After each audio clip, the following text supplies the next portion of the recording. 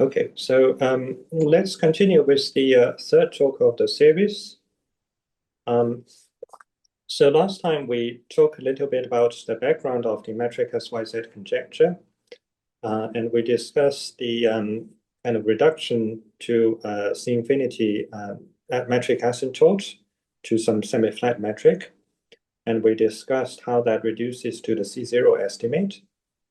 And then from that, we kind of introduced some non-Archimedean geometry, and we said the whole problem reduces to a problem in Archimedean geometry, which is about proving some weak comparison property for the non-Archimedean Calabi-Yau potential. So that kind of represents some progress in the sense that you started off with a PDE problem, and by the end of the last lecture, this is already something about the non-Archimedean Monchamp equation, which doesn't, on the face of it, involving only complex manifold, and certainly doesn't mention special Lagrange in any explicit way. So that kind of represents some amount of progress in the sense that the problem has become more algebraic. So on the other hand, the status of the problem kind of suspended there for a few years because there was some missing ingredients in algebraic geometry. So by now we understand that the key missing ingredient is something called the evaluative independent basis, which is a way to talk about some kind of canonical basis in the space of sections for powers of the polarization line bundle. So the evaluative independent basis has some motivation coming from the Gross-Seibert program. So in the first lecture, I made some apology about what I'm doing is not particularly useful for people in mirror symmetry. But today, the story kind of will come back a little bit. And we will discuss how this thing could be related to certain other more mainstream things in mirror symmetry. And then we will discuss this very recent result of Bloom and Liu. This is Harold Bloom and Yu Chen. So they proved the existence of the evaluative independent basis in very great generality. In fact, more general than the one that we are ever going to use. And then the main upshot of today's talk is that you can go from the existence of the evaluative independent basis to finish up this loop of proving the metric SYZ conjecture. So that's the main thing we want to discuss today. And we will finish off by discussing the optimal transport interpretation of the non-Archimedean Calabi-Yau potential. Okay, so let's begin. So let's recall what the conjecture is saying. So you have some polarized maximal degeneration of compact Calabi-Yau manifolds. Maximal degeneration is also known as large complex structure limit. So you want to prove that the special Lagrangian vibration exists on a subset of most of the measure when you are sufficiently close to the degeneration, that is, T is small enough. So that is what the conjecture is saying. So try to find special Lagrangian torus vibration in the generic region of the degenerating manifolds. So let's try to recall what we said so far. So there is some property about the non-Archimedean Calabi-Yau potential called weak comparison property that I'm going to report to you in a moment. So this property is something about the solution of the non-Archimedean Monchamp equation. And what we said yesterday is that this thing is capable of implying the C0 potential convergence to the real Monchamp solution. So what's roughly involved here is first, there's a result of Christian-Welsmeyer that says the weak comparison property implies the non-Archimedean Monchamp is the same as real Monchamp. The other ingredient comes from complex polar potential theory, which roughly speaking is about once you have this real Monchamp solution, you want to compare it to the Calabi-Yau potentials. on these degenerating complex manifolds xt. And the upshot of that pluripotential theoretic estimate is that these two potentials are in fact quite close to each other in the C0 norm. So that is what we said yesterday. And then once you have the C0 potential convergence, this would imply the C-infinity semi-flat metric asymptote. So that step uses two ingredients. One is Savin's small perturbation theorem, which in some sense is, if you have a smooth solution and you have another thing which is C0 nearby, then in fact they are C-infinity nearby. The other ingredient is the regularity theory of Riemann-Jampé equation, which allows you to more or less say that some weak solution to the Riemann-Jampé equation, you can pretend it's smooth once you are willing to discard a subset of zero measure. Okay, so once you have C-infinity semi-flat metric asymptote, this would be able to imply the metric SYZ conjecture. That is to say, you can find a special Lagrangian torus vibration. So that step is basically implicit function theorem, and it's quite easy. Okay, now let's recall what the weak comparison property says. If you want to ignore all the nonsense part, then this is the part that you should pay attention to. So it says that the non-Archimedean Calabi-Yau potential satisfies this kind of invariance on the retraction property. So this archi is the retraction map from the Berkovich space to the dual complex of some model. Okay. Now this thing is called weak because you don't really require this retraction property to hold globally on the Berkovich space SK analytic, but rather you only require this to hold on an open subset of full Lebesgue measure inside the essential skeleton. So the point of only requiring this much instead of requiring a global retraction property is because the retraction map, this thing, depends on the choice of an SNC model. Now, if you change the SNC model by blowing up, this retraction map in general will change, but how it changes only affects a lower dimensional face inside the essential skeleton.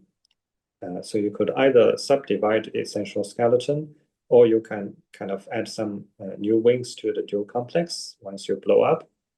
The point is that it only affects a subset of codimension, at least one. So if you only care about the property on an open subset of full measure, then this property is independent of the choice of the SNC model. So this is, in some sense, an explanation about why this is a more reasonable thing to require compared to requiring this on the entire dual complex or essential skeleton. Okay, and the reason it's called a comparison property is because if this holds, then the non-Archimedean Monchampé measure is the same thing as the real Monchampé measure. Okay, so as for how you can view this this retraction property, so last time I mentioned some heuristic. So you should view this this archi as the analog of log t, that is to say, let's say zi mapping to log of zi divided by log t. Okay, so this is ranging from 1 to n.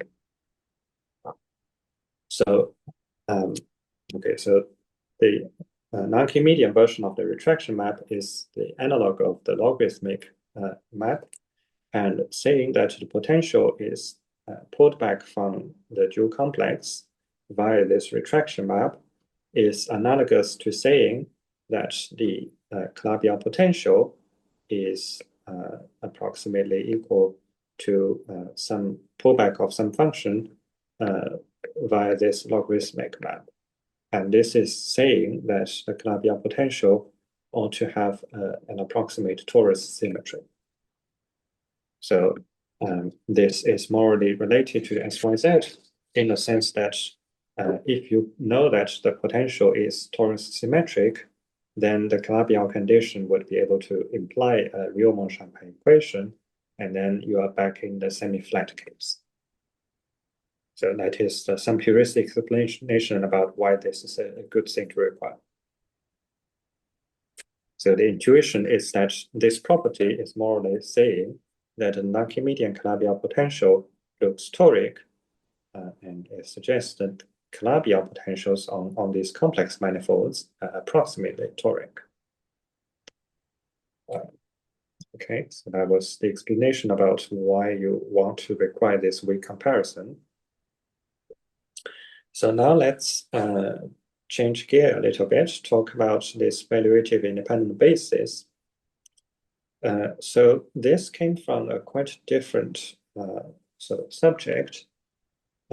So in algebraic geometry, people look for canonical basis of the section ring.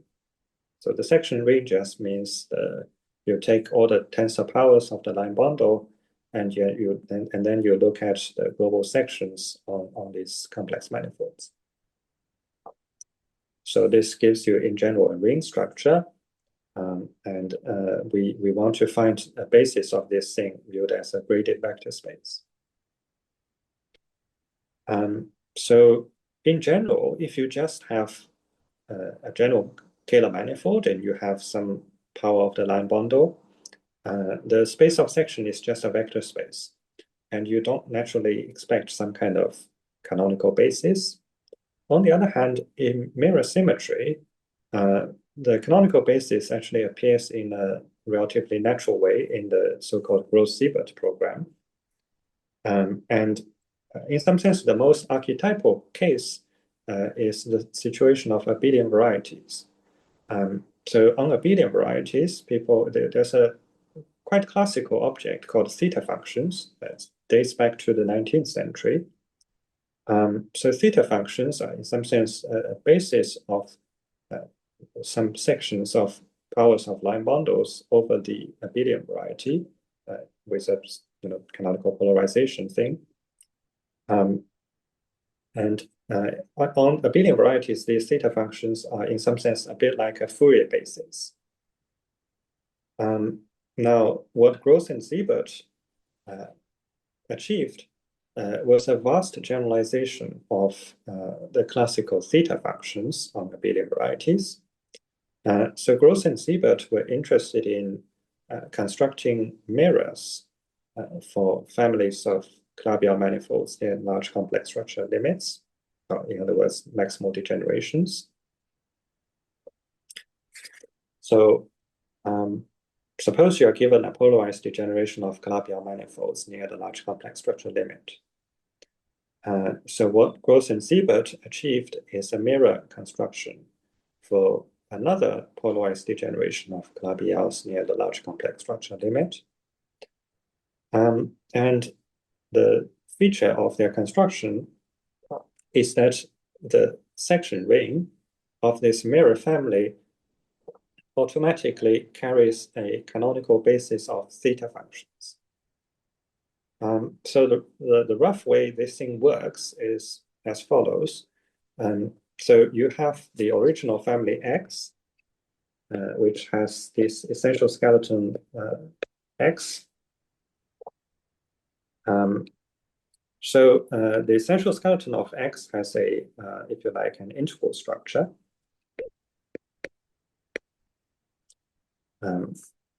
So you can talk about integral points on these. By considering, integral points on, higher and higher powers of, well, okay, so if you like, you can either think of this as integral points or if you like, kind of K-torsion points. So from this, you can get a kind of formally speaking, a basis of elements.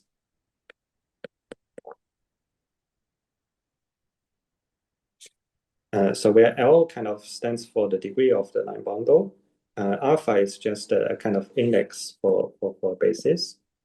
And what Gross and Siebert kind of defined was a multiplication rule on any of these theta bases. So it's a certain sum over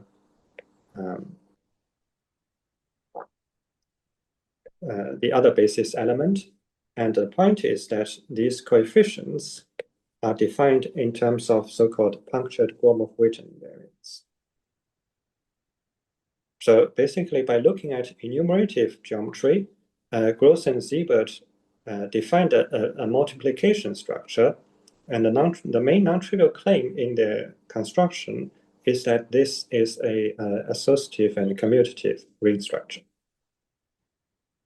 So from this, they get a graded ring, which by definition would have these theta functions as the basis. And then their mirror family is basically defined by a relative approach construction.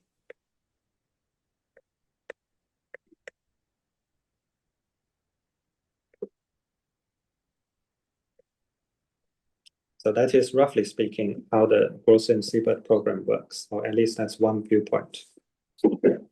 So the main upshot of their construction, which in some sense is a resulting in enumerative geometry, is that the mirror family can be constructed in great generality, and they automatically carry a basis of sections for powers of the line bundle. Okay, so that was some background about the theta functions. By the way, so the Gross-Siebert program not only works in the case of compact Calabi-Yau manifolds under degeneration, but also works in certain cases of open Calabi-Yau manifolds. For instance, certain things coming from cluster varieties that some of you know much better than me. So there was maybe from that viewpoint, sort of more like a curious question.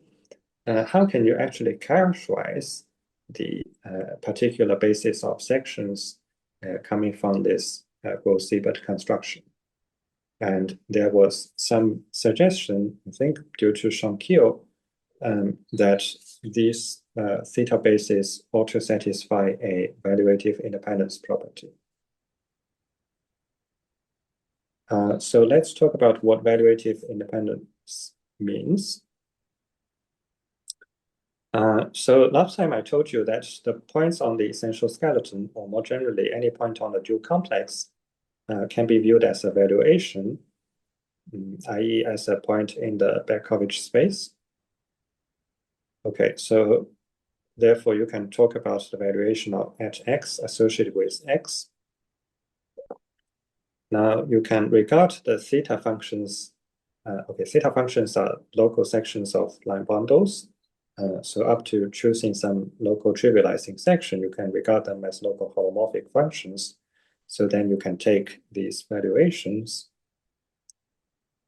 So generally speaking, for valuations, the definition of valuation tells you that there is an inequality, that if you take linear combination for, let's say, a collection of basis elements, and then you take valuation, it's in general big or equal to the minimum of the valuations of the individual terms. So this is like the general definition of valuation. However, here we require a stronger condition that this is not just big or equal to, but actually equal. Okay, so the claim that this equality is achieved for every choice of x on the essential skeleton is the content of this valuative independence property. Okay, so maybe to give you some sense about what this is trying to say, so the prototypical example, the canonical example of this is, okay, so you should imagine the non-Archimedean version of C star to the n, known as the affinoid torus. But the more complex geometric-minded people should imagine this as C star to the n. And so if you take a alpha z to the alpha, where z alpha means z1 alpha 1 onto zn alpha n. So the point is that if you take the valuation at the Gaussian points, this should be the minimum of this valuation of a alpha plus the valuation of z alpha. Okay, so basically, the intuition is that the basis satisfying the valuative independence should be viewed as a generalization of monomials.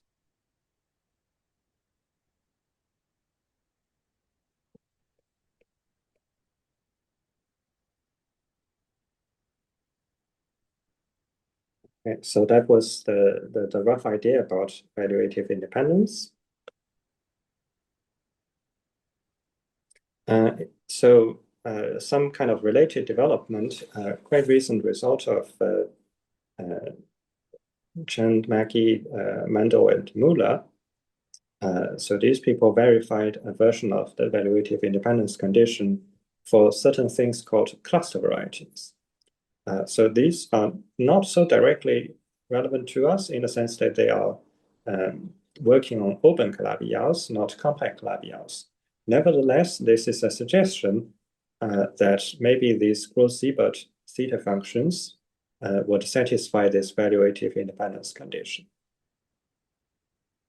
So it's still an interesting question, still not resolved yet, whether or not these Gross-Seibert canonical bases or theta functions satisfy valuative independence or not. This is still not known, but maybe quite strongly expected. Okay, so there is a very recent piece of work by Bloom and Liu that basically provides this valuative independent basis in great generality. So what they proved is that if you are given any polarized degeneration of smooth projective Calabi-Yau varieties over the formal punctured disk with a relatively ample polarization line bundle, then up to replacing L by some possible tensor power, then basically the higher powers of L, you can take these global sections, this vector space would always admit a valuative independent basis. So this is an existence result for valuative independent basis in great generality. So in some sense, it's less constructive compared to the Gross-Seibert theta functions. So the Gross-Seibert theta functions, you have very explicit structural constants coming from this group of written type invariants. So the Bloom and Liu thing is more like a kind of abstract existence result of some sort. So their result is totally general in the sense that you don't need to, for instance, assume large complex structure limit. It works for other types of degenerations as well. So the essential skeleton dimension doesn't have to be n, it can be anything. And furthermore, it actually also goes beyond Calabi-Yau varieties. You can also involve log canonical Calabi-Yau pairs. So this is a very general result. So maybe some ideas about this Bloom-Liu proof. Maybe I should confess that There are some parts of their MMP arguments that are quite beyond me. But let me just give you some ideas about the parts that I do understand a little bit. So their proof is based on birational geometry. That is to say, they use certain finite generation results, some MMP arguments, and multi-parameter test configuration constructions that first originated in the study of K-stability sort of questions. Okay, in slightly more detail, for each point on the essential skeleton, which corresponds to a valuation, you can think of the valuation equivalently as a filtration on the ring of sections. So the filtration, the filtered pieces are just the valuation is bigger or equal to some given constant. So the strategy is to try to find a simultaneous diagonalization with respect to these filtrations. So what this roughly means is that you want to prove that each filtered piece can be spanned by basis elements coming from these theta functions. So as a remark, although you have infinitely many points on the essential skeleton, once you're looking at a fixed degree L,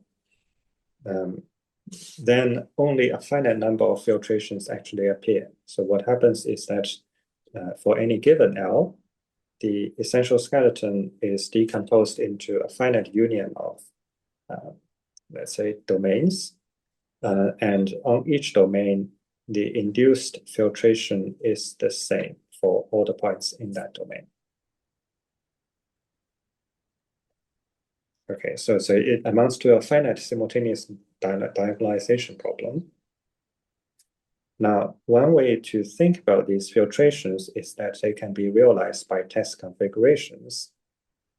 So test configurations are like kind of C-star equivariant kind of families, so to speak, over A1, the affine line.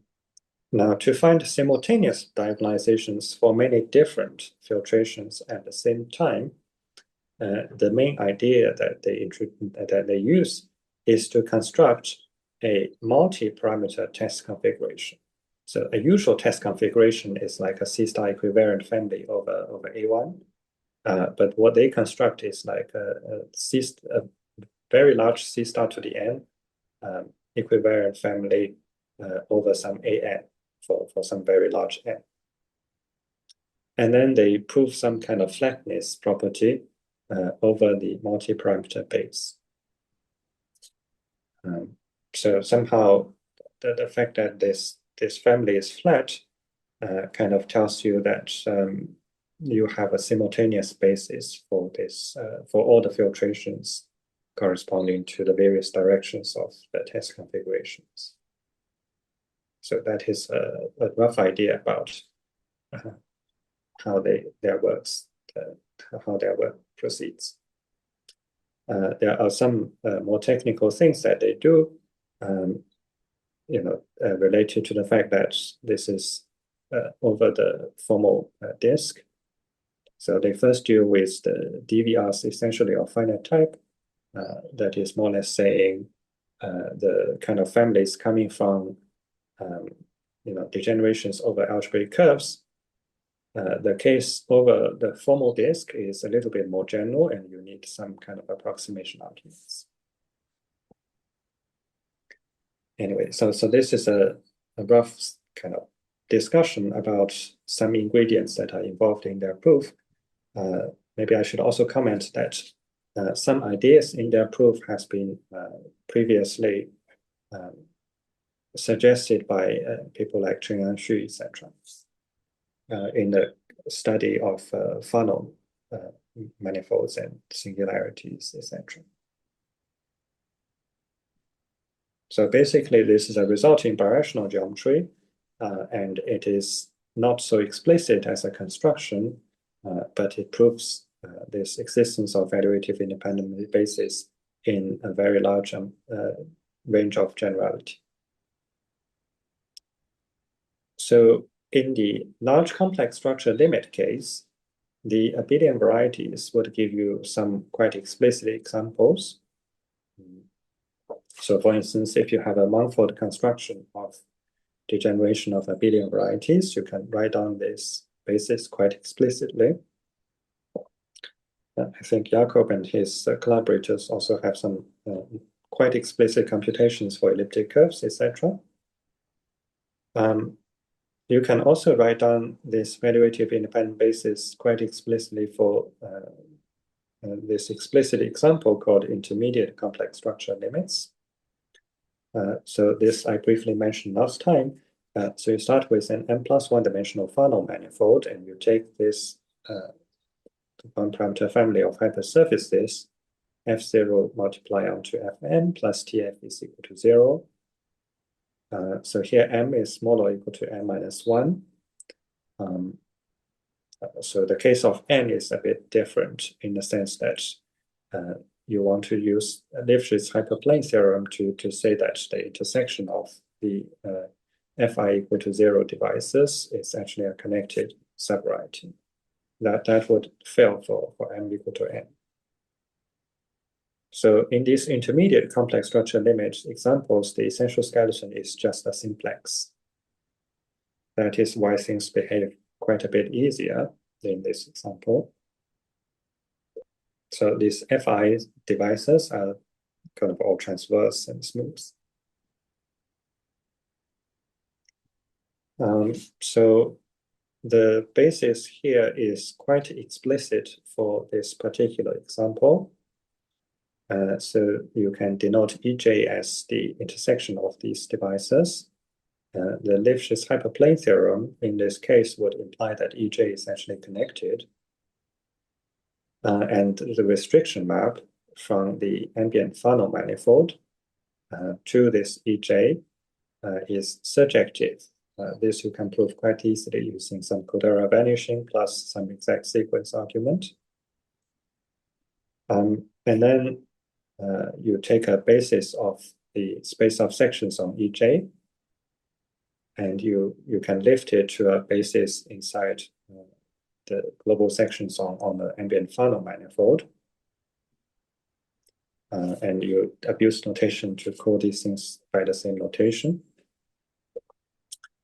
Now, for every L big or equal to 0, you can take the sections given by f0 to some power L0, multiply onto fm to power Lm, times these kind of basis elements kind of that you lift to the ambient Farlow manifold. So these are sections of, let's say, in the Lth power of this line bundle L. Okay, so you require these exponents Li to satisfy the explicit condition that the sum of dILi, the di's are the kind of powers of line bundles for the degree of this fi, if you like. So you require the sum of dILi is smaller or equal to L, and you require the minimum of Li is equal to 0. So this gives you an explicit description of evaluative independent basis once you range over all the choices of these bases for among all the possible exponents. If you want to check such a thing, basically you need to first check some linear independence, and then you can do some dimension counting using some Hilbert-Poincaré series sort of general algebraic geometry. It's quite elementary. Okay, so basically this valuative independent basis is not super mysterious for certain explicit examples, but the number of examples where you can actually write down such a thing is by now still quite limited. So it's an interesting question, whether or not things like the theta functions in Gauss-Seibert program would satisfy the valuative independence condition or not. That is a question of quite general interest. Okay, so the main theorem of today is that once you know the existence of this evaluative independent spaces, which has just been proved by Bloom and Liu, then the weak comparison property would hold for the corresponding degeneration family. So the upshot of this is that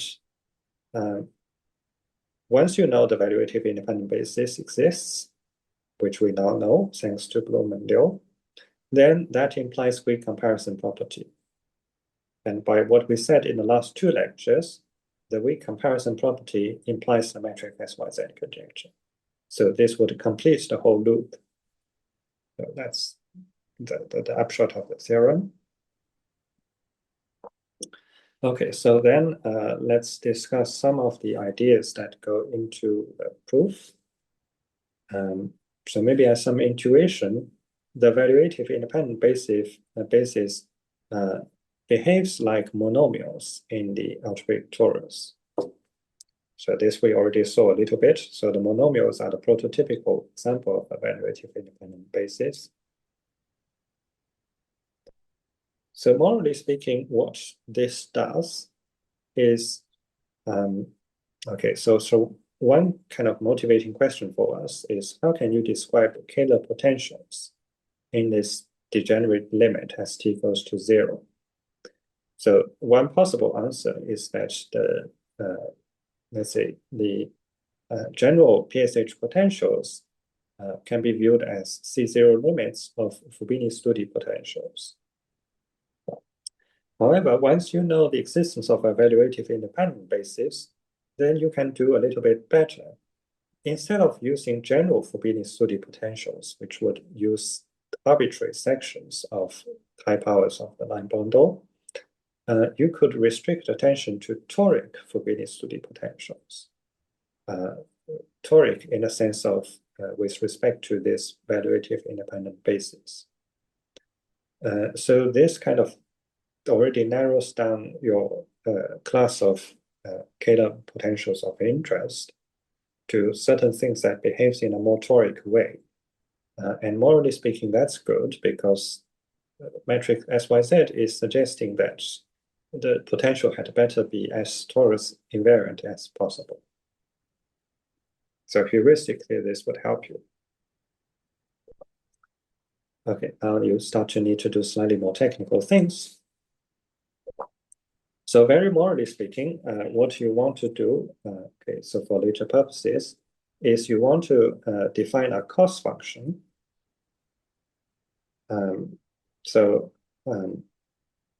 Okay, so the way you are defining these cost functions is by taking subsequential C0 limits of these functions on the essential skeleton. So what do these things roughly mean? So this theta L alpha are just evaluative independent basis. So the log of the norm is just the minus of evaluation. So this defines you a function on the essential skeleton. Because every point on the essential skeleton can be viewed as a evaluation. And then once you have theta alpha L, this gives you a function on the essential skeleton. Okay, so this is a family of functions depending on this index alpha and this degree L. So this bit about subtracting log theta alpha L y just means you want to normalize this function to vanish at the point y. So this is just a purely normalization convention. It doesn't really change things too much.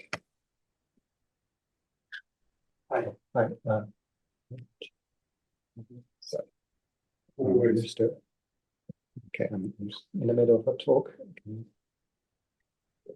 All right, so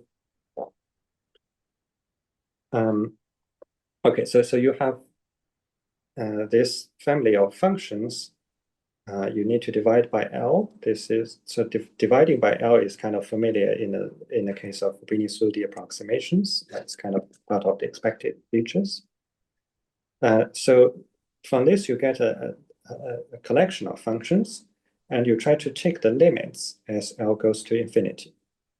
There is a certain amount of compactness when you consider these functions, thanks to the uniform Lipschitz estimates proved by Buxon, Johnson-Favre. So the upshot is that you get a cost function that is parameterized by a abstract space called By, which is just as, abstractly speaking, a subspace of the space of C0 functions on the essential skeleton. And each point of By parameterize a function from the essential skeleton to R. So this is what our cost function looks like. So basically, cost functions are, in some sense, limits of tropicalized theta functions.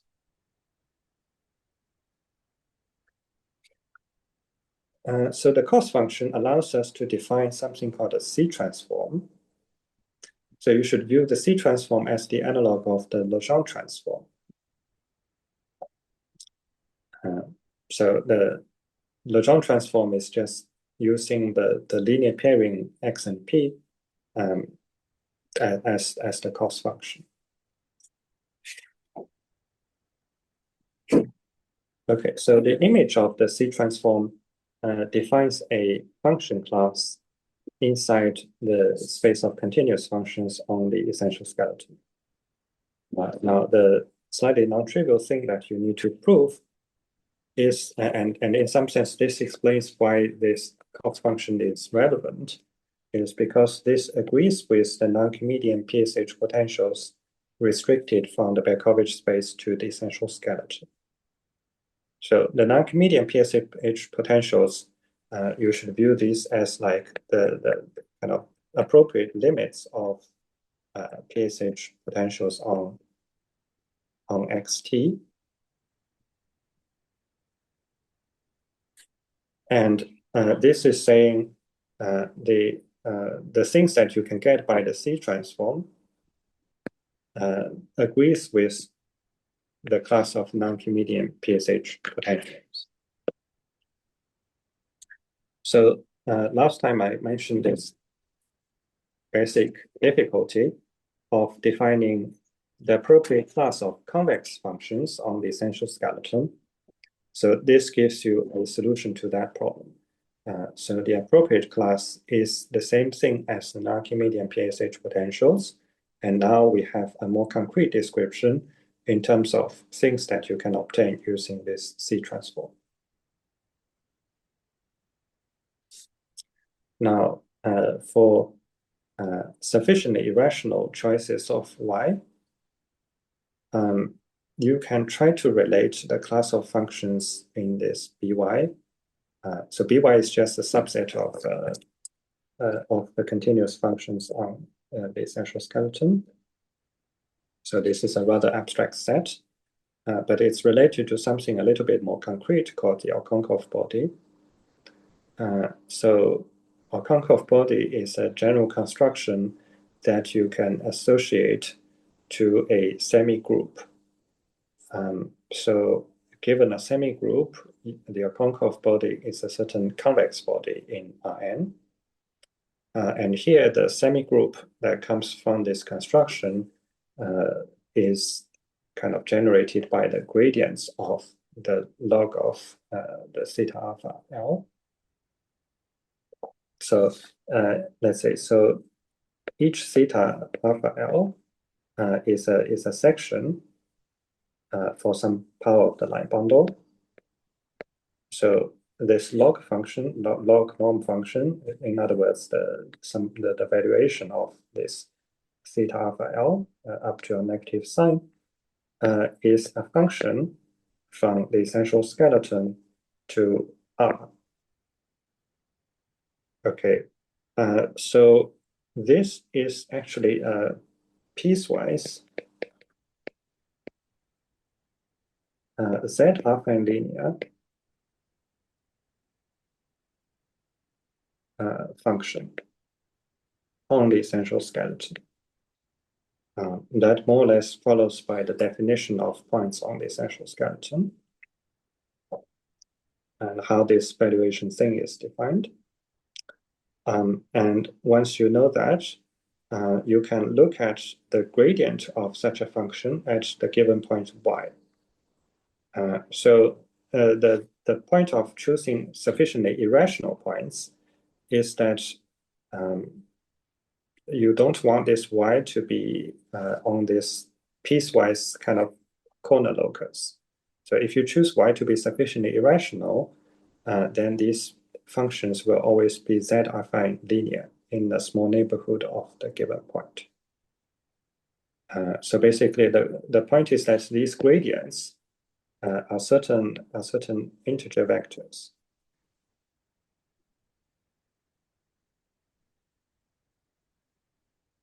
So if you look at the collection of all these gradients, they form a certain subgroup inside Zn.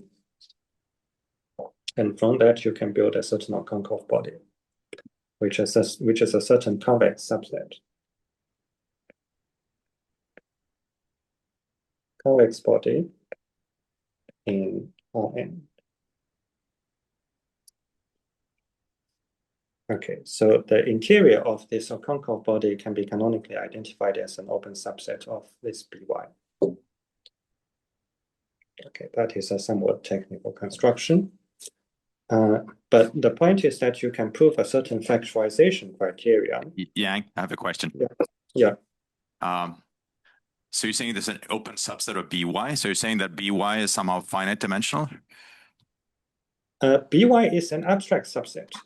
So By is a priori only a topological space. It's a subspace. It's a subset in the space of continuous functions. Okay, but is it obviously an open subset of that? So By is a compact set. Okay. Okay. Anyway, okay. So this is a somewhat more technical part of the paper, unfortunately. Okay, but somehow, you know, if you're inside the interior of your concave body, then by looking at these theta functions whose gradient are approaching your given gradient in some way, the point is that there is a unique limit.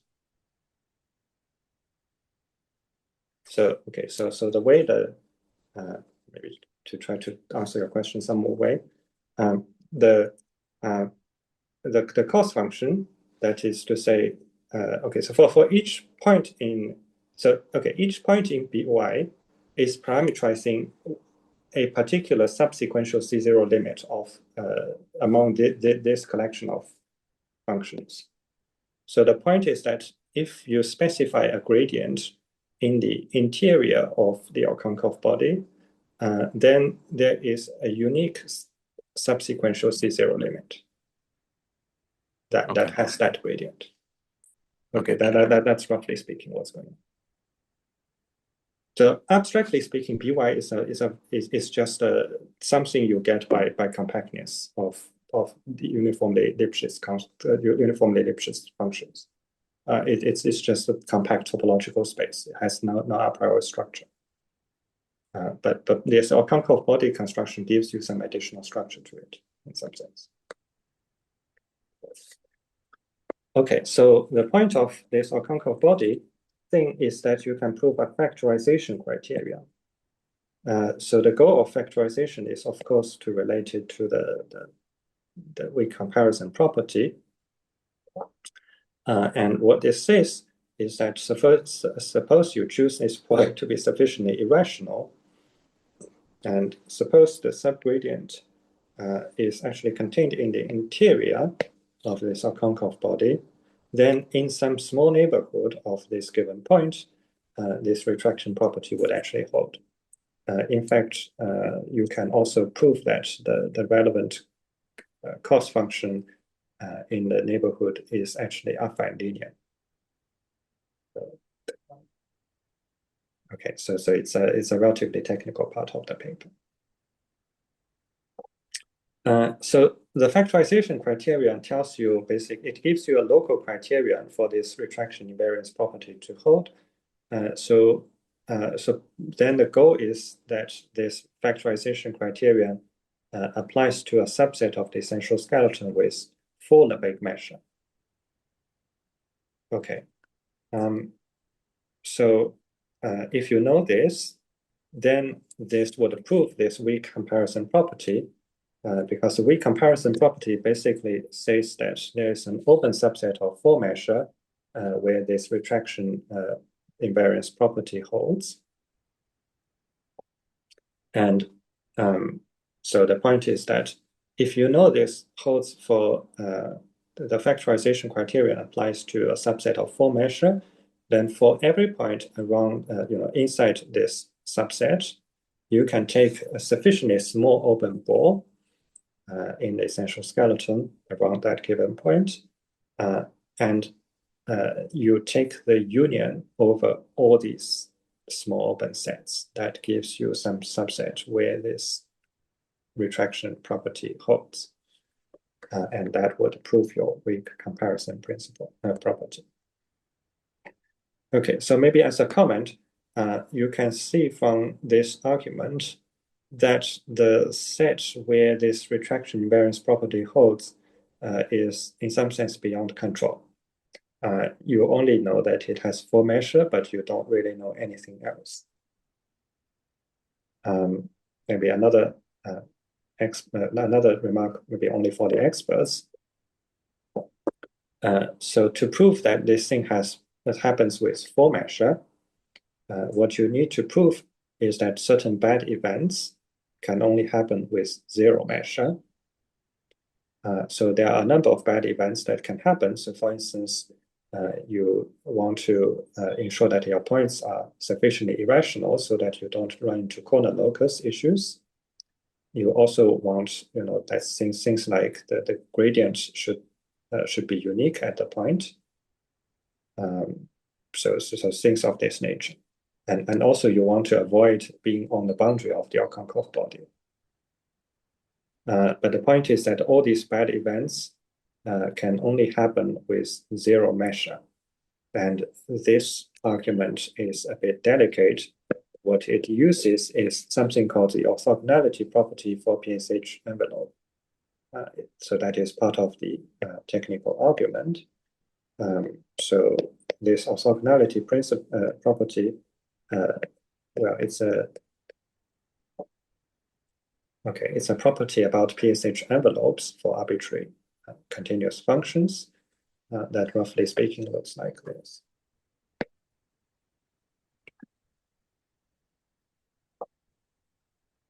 Okay, so this gives you a sketch about how the weak comparison property is proved.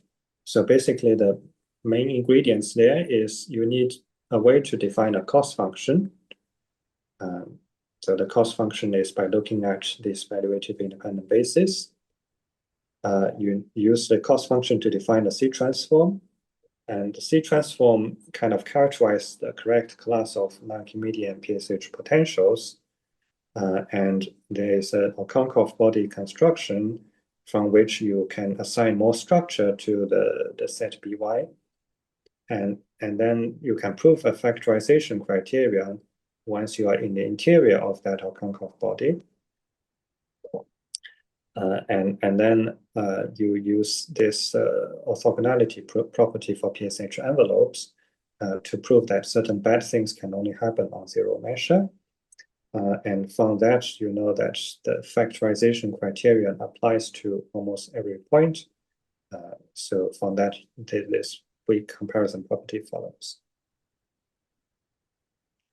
Okay, so in the remaining time, we will discuss some alternative formulation of the non-Archimedean Monchamp equation. That will also tell us that this cost function is in some sense very essential to this problem.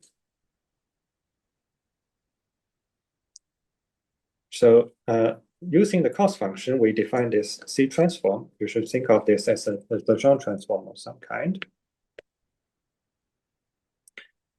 So we have the Lebesgue measure on the essential skeleton.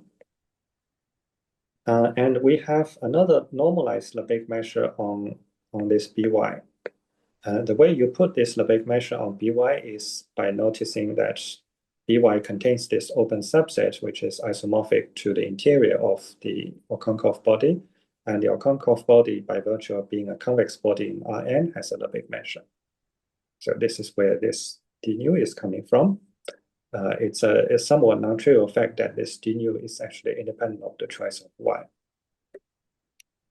So the point is that you can write down now this Kontorovich type functional for functions in this class of convex functions defined by the C transform.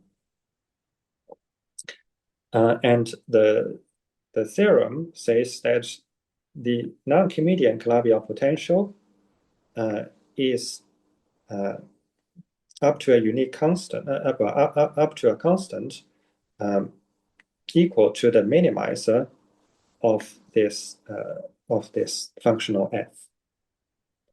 So this is saying that, okay, so we have this very abstract thing called the Bekovich space, and by doing lots of kind of non-Archimedean Monchampay theory, etc., somehow produced this non-Archimedean Calabi-Yau potential.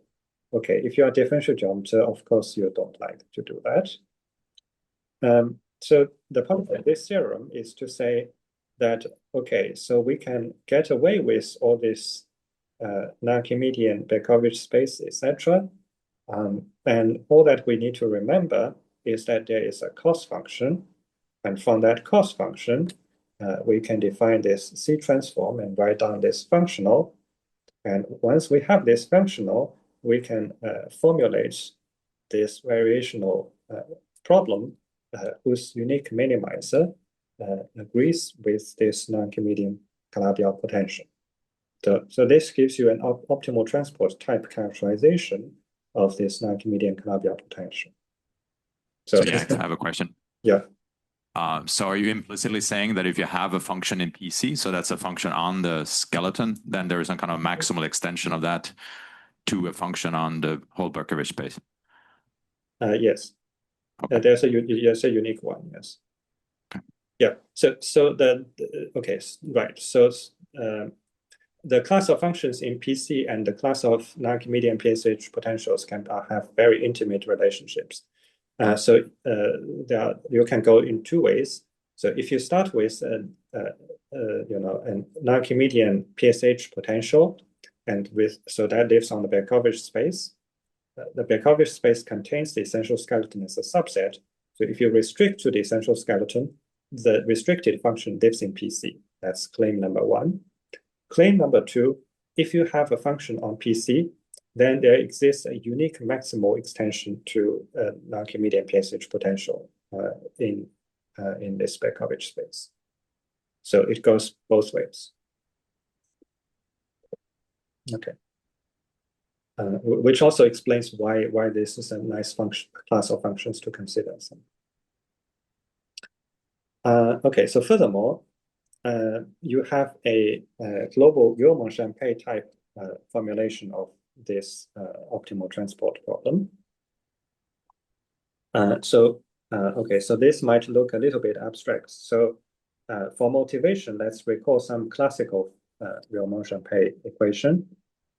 So classically, U is a convex function on some convex domain in Rn. And the Riemann-Champay equation, okay, classically it says determinant of Hessian is equal to, let's say, equal to 1. Okay, so how can you formulate such a thing? For every measurable subset in omega, you can define the gradient image of E as just, basically you collect together all the gradients for X in E. So the so-called Alexandrov-weak formulation of the Riemann-Champay equation says that if you take the Lebesgue measure of the gradient image, that's the same as the measure of E. So this is using just some kind of Jacobian formula that's easy to see. So this says that the gradient map preserves measure, but that was the classical version of this is a very classical way to formulate Riemann-Champey equation in a weak way. Okay, so the point of the theorems is that there is a kind of global analog of this. So for every measurable subset in the essential skeleton, you can define, well, that's basically the analog of the gradient image, what I call the conjugate sets. So the conjugate sets is the set of P kind of conjugate to the points X in E. So conjugate means that, you know, somehow in the sort of C transform or the Legendre transform like thing, these 2 points are kind of due to each other. Okay, so the theorem says that this is a measure preserving map. That is exactly the generalization of this classical Riemann-Champey Alexandrov weak formulation. So it says that if you take the measure of the gradient image, or if you like conjugate set, that is the same thing as the measure of the original set, and vice versa. So this you can view as the global analog for this weak formulation of Riemann-Champey equation. So from this, you can see that the cost function is in some sense really essential. So it gives you a recharacterization of non-Archimedean Calabi-Yau potential in terms of an optimal transport type problem, and it also gives you this Riemann-Champey equation. Okay, so finally, I think I want to leave you some open problems to think about. So one is, can you give a more explicit description of this By and the cost function?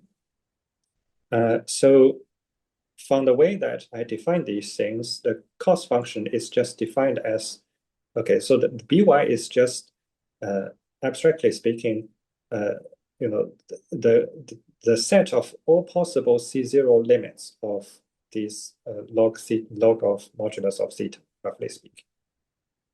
So just all the possible C0 subsequential limits of the valuation functions defined by these valuative independent sections. So this is a rather abstract and not computational description.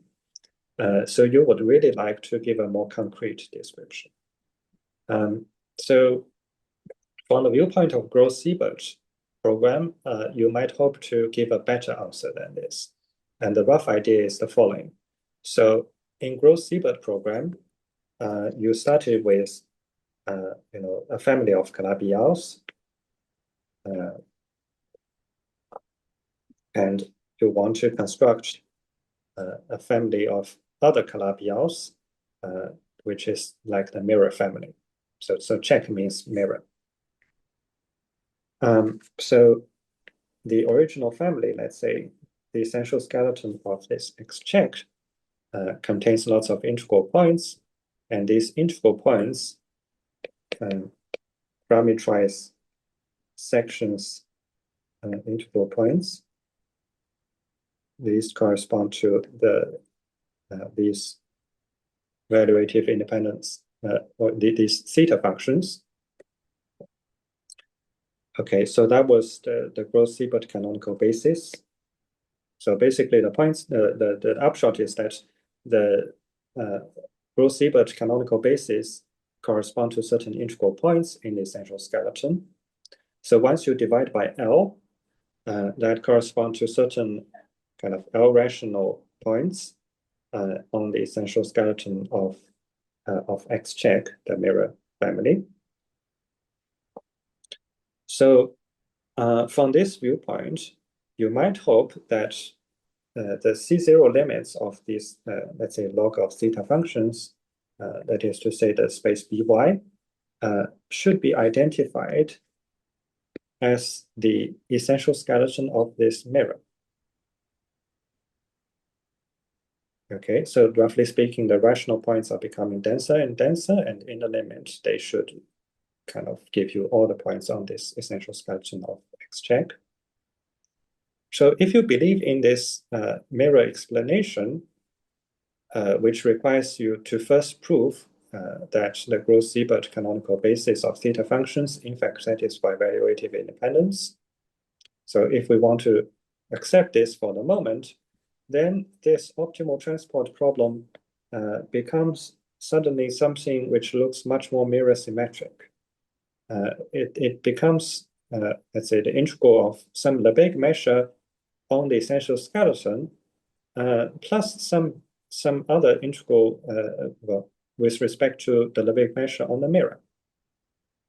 Now, if you are willing to believe for another moment that the cost function also is respected by the mirror symmetry, that is to say, once you reverse the role between X and X check, somehow you get the same cost function. So this is kind of suggested by something called theta reciprocity.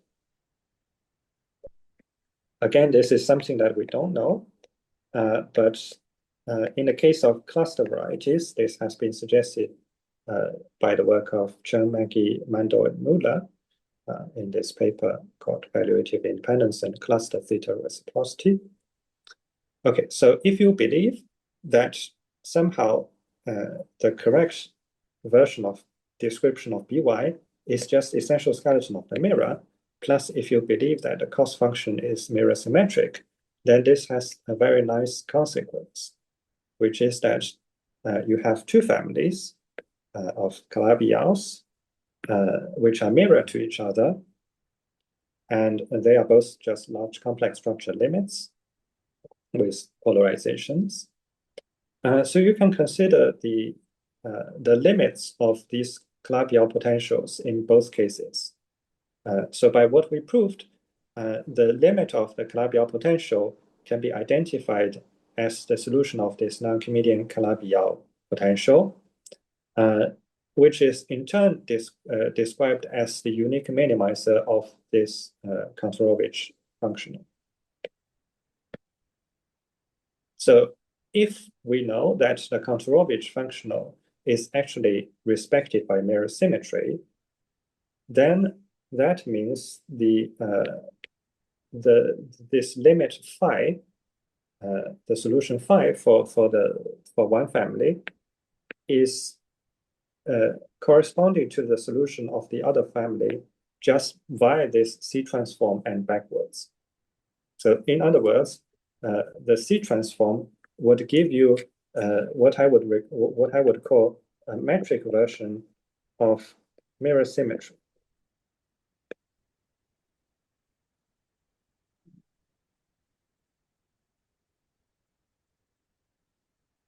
That is to say, the limit of one family of Calabi-Yau potentials is in fact mirror dual to the other family of Calabi-Yau limits of Calabi-Yau potentials via this explicit thing called the C transform. Okay, so that requires you to prove certain things about the cost function. So if you can prove these things, then that would prove a metric version of mirror symmetry, which I feel is very appealing. The other open question along these lines is you want to prove enough explicit description about the cost function to infer some regularity about the Riemann-Champey solution. So at the moment, so all we know about this Riemann-Champey equation is just that we can find an open and four-measure subset of the essential skeleton where this solution is smooth and satisfies Riemann-Champey in the classical sense. One could well wonder, can we improve four-measure to some open subset away from, say, codimension 2? Okay, so that requires you to improve the regularity of the solution, and that, in my view, is also another very interesting direction. Okay, so thanks very much for the attention. I hope you enjoyed the series.